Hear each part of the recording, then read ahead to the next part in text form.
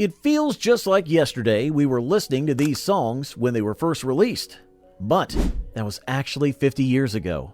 That's right, these classics from 1975 are now hitting their golden anniversary. Get ready to relive some of those memories.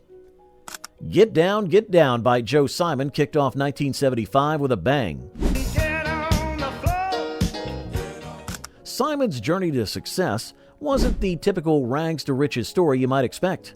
Born in Louisiana, he actually started as a gospel singer and struggled against industry executives who wanted to shape his sound into something more commercially viable.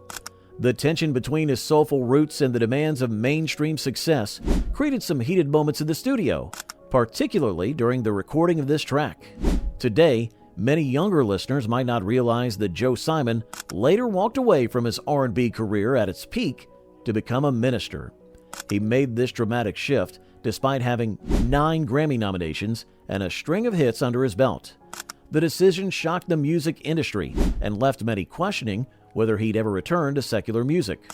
While he occasionally performs his gospel material, he's maintained his distance from his R&B catalog. Here's something fascinating. Get Down was actually written in just 45 minutes during a power outage. Simon and his writing partner used candlelights to pen the lyrics, and the darkness supposedly influenced the song's intense driving rhythm. The power came back just as they finished the final verse, which they took as a sign they'd created something special. I'm Sorry by John Denver I'm sorry for represents a significant shift in his musical journey. Denver's relationship with his father, a strict Air Force officer, deeply influenced his early career. Their conflicts over his choice to pursue music instead of following a military path created rifts that would take years to heal.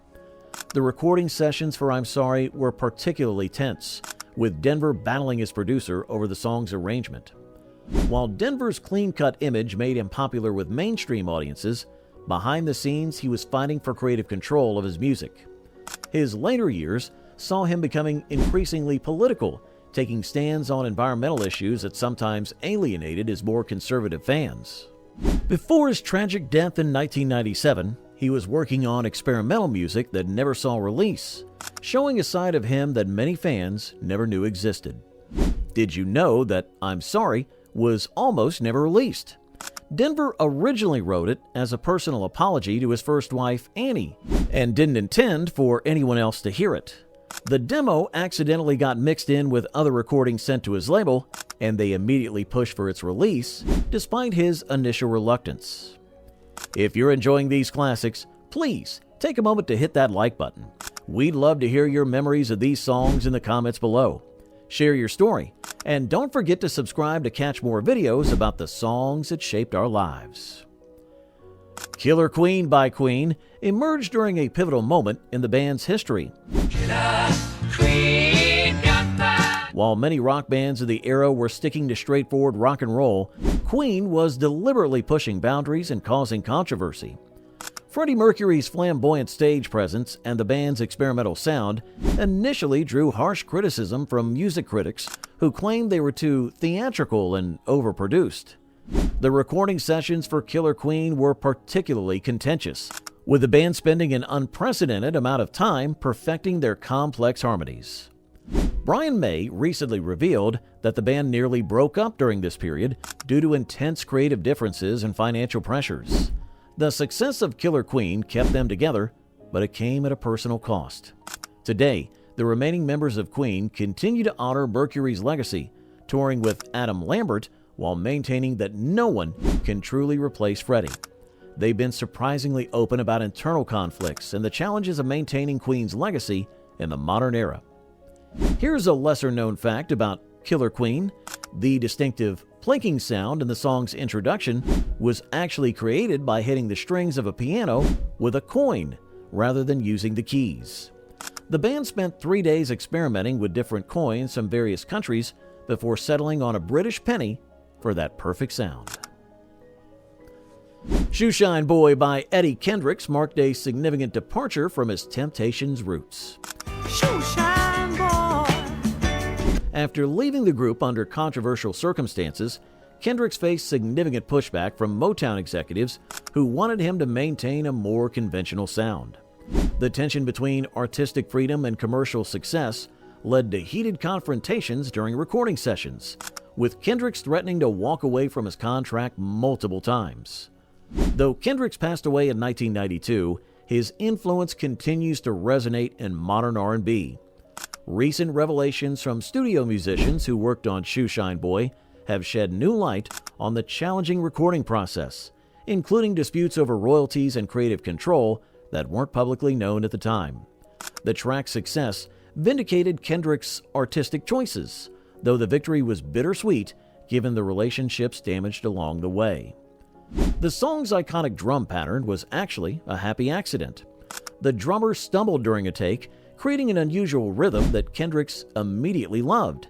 Despite the producer's objections, Kendrick insisted on keeping the mistake, which became one of the most memorable elements of the track. Before we continue, let's take a moment to connect. If these stories are bringing back memories, we want to hear them. Drop a comment below about your favorites from 1975, and hit that like button if you're enjoying these behind-the-scenes stories. And make sure you're subscribed for more deep dives into music history. Now, let's get back to our countdown. Can't Get It Out of My Head by Electric Light Orchestra represents Jeff Lynne's most ambitious production to date.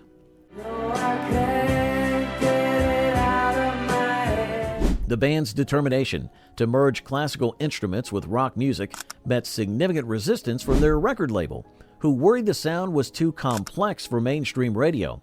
Several orchestra members actually quit during the recording sessions, claiming the volume levels were damaging their hearing.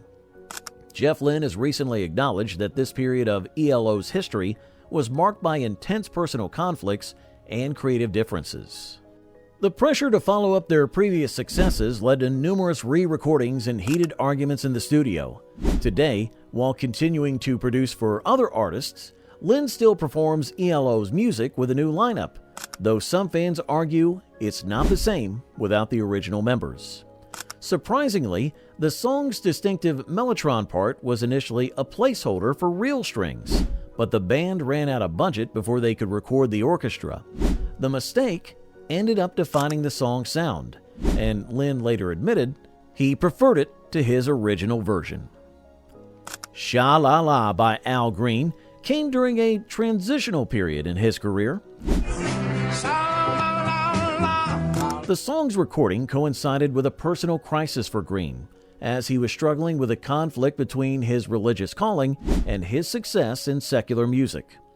The session musicians from these recordings have recently revealed that Green would often stop mid-take to pray, leading to tension with producers who are watching the studio clock. After a traumatic incident involving hot grits and his eventual turn to ministry, Green's relationship with his earlier material became complicated. He's since found a balance between his faith and his musical legacy, though he still occasionally expresses ambivalence about his soul music period. His influence continues to be felt in both sacred and secular music, though he's selective about which songs from his catalog he'll still perform. The background vocals on Sha La La were actually recorded at 3 a.m. after the regular session singers had gone home.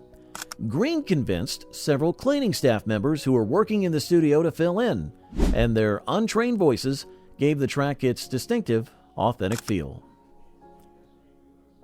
Lonely People by America touched on darker themes than many realize. The band wrote it during a period of disillusionment with the music industry and their own success. The song's seemingly upbeat message masks a deeper commentary on the isolation of fame, something the band members were grappling with at the time. Studio notebooks from the session reveal multiple lyric revisions that were significantly more cynical than the final version.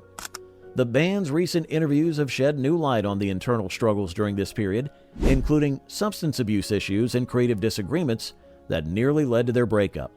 While they continue to tour today, they've been surprisingly candid about the challenges of maintaining relationships within the band over 5 decades, and how songs like Lonely People took on new meanings as they aged. The track's signature acoustic guitar riff was actually played on a guitar borrowed from George Harrison after their original instrument was stolen from the studio. They never returned the guitar, and it remains one of their prized possessions. You Got the Love by Rufus featuring Shaka Khan emerged from a particularly volatile period in the band's history. Khan's rising star status was creating tension within the group, and several members threatened to quit during the recording sessions. The power struggles between Khan and the rest of Rufus became so intense that they sometimes recorded their parts separately to avoid confrontation. Today, while Shaka Khan continues to perform the song in her solo shows, the complicated dynamics of that era have left lasting marks on all involved. Recent documentaries have revealed that some band members still harbor resentments about credit and royalties from this period. The track's influence can be heard in countless contemporary R&B recordings, though its creation nearly ended the band.